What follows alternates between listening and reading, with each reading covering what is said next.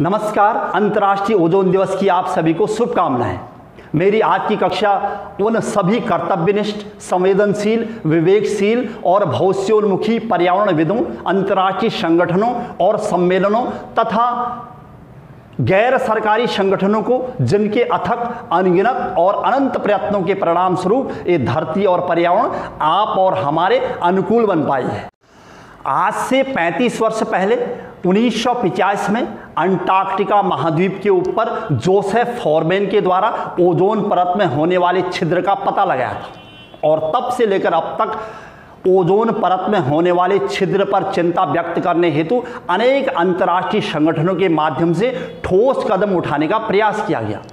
इसी संदर्भ में 16 सितंबर 1987 को कनाडा के मॉन्ट्रियल में एक ऐतिहासिक बैठक आयोजित की गई थी और ये निर्णय लिया गया था कि वर्ष 2050 तक ओजोन परत के दुष्प्रभावों को कम किया जाएगा।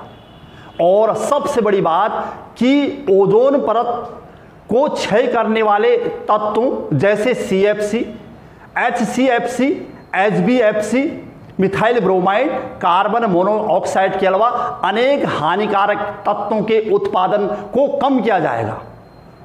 अतः इसी संदर्भ में इस ऐतिहासिक बैठक को मॉन्ट्रियल प्रोटोकॉल के नाम से जाना जाता है।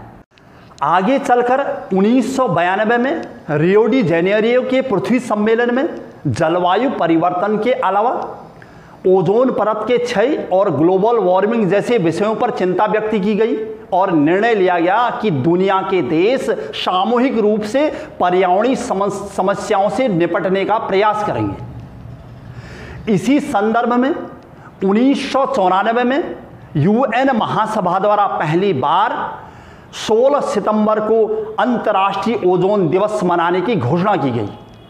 अंततः 16 सितंबर 1995 को संपूर्ण विश्व में अंतर्राष्ट्रीय ओजोन दिवस मनाया गया था।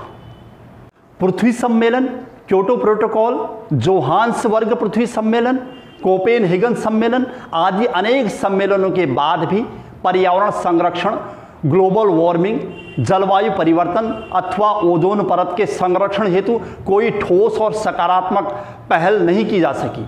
और सबसे बड़ी बात, ग्लोबल वार्मिंग के लिए सबसे जिम्मेदार देश अमेरिका द्वारा 2005 के क्योटो प्रोटोकॉल के लागू होने से पहले ही अलग हो जाना इस बात का संकेत है कि विश्व स्तर पर पर्यावरण संरक्षण हेतु विकसित देशों द्वारा कोई सकारात्मक और ठोस पहल नहीं की जा सकी।